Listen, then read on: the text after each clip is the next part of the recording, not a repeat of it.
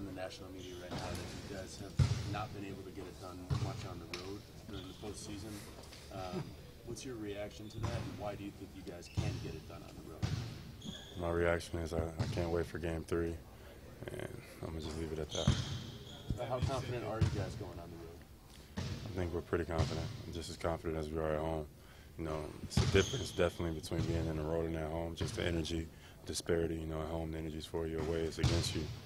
But, you know, if you do what you're supposed to do and you are who you are, it'll show home or away.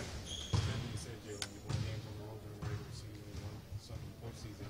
With as good as you guys have played, how do you get your games to travel? I think confidence, I think focus level, I think mentality, all of the above. I think we've gotten better as the playoffs have went on. We didn't get a road game against Milwaukee, but we got one against a good team in Philly, and we just needed to see one go in. Sometimes you just got to see one go in, and you feel better about yourself. So we're going in Cleveland feeling good. You guys had the third most road wins in the entire league during the regular season. What was it that led to that success for you guys? So we are, you know, it wasn't Monday or Tuesday or Tuesday through Friday. You know, every day we brought our hard hat defensively. You know, every game of the season we tried to keep that same level of consistency, and I think that's why we led the regular season in away victories. How has Terry stepped up into his role, you know, increased minutes and everything? He's done a great job, you know, next man up. Terry stepped in, and he's been balling, you know. Undoubtedly, he's came in with a killer-like confidence, and he's shown that he could play with anybody in this league.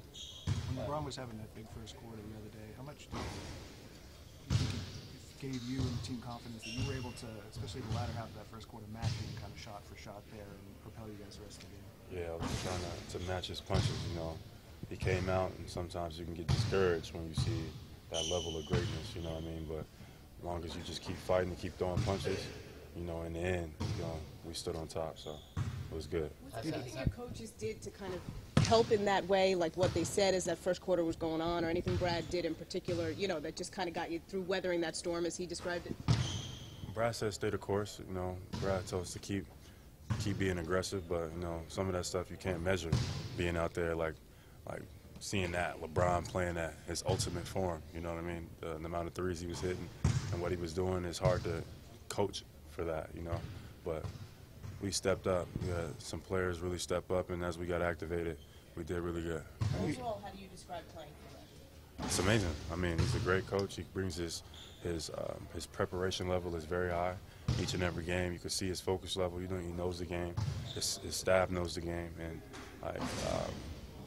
when it comes to ATOs and drawing plays up, we feel like he puts everybody in the right position to score and to be successful. So you got a bunch of young guys who don't have egos, and we just want to win and play hard and have fun. You can do whatever you want.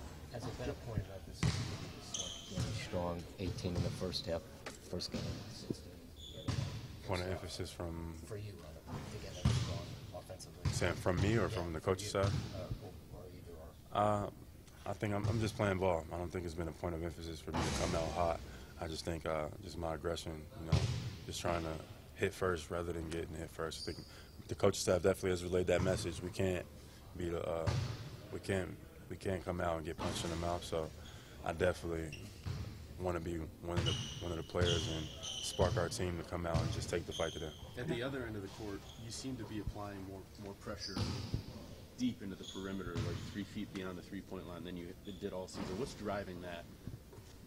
Confidence. I think, you know, the more experience you go through and the more time you spend on the floor and the more situations you see, the more confident I'm guys. And I'm a pretty confident guy, but I feel like during this postseason, my confidence has just reached a new ceiling. And it's just going up and going up as we speak. So I don't really feel like there's nothing I can do on the floor.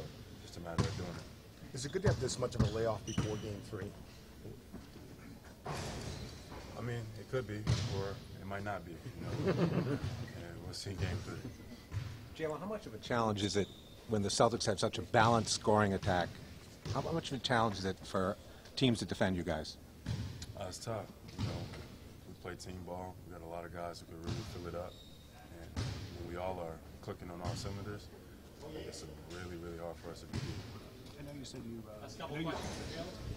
talked about LeBron's greatness. I know you respect his greatness, but what about you? It doesn't seem like you ever get discouraged. Like you would never be the person who get discouraged by that matchup personally. And why should I?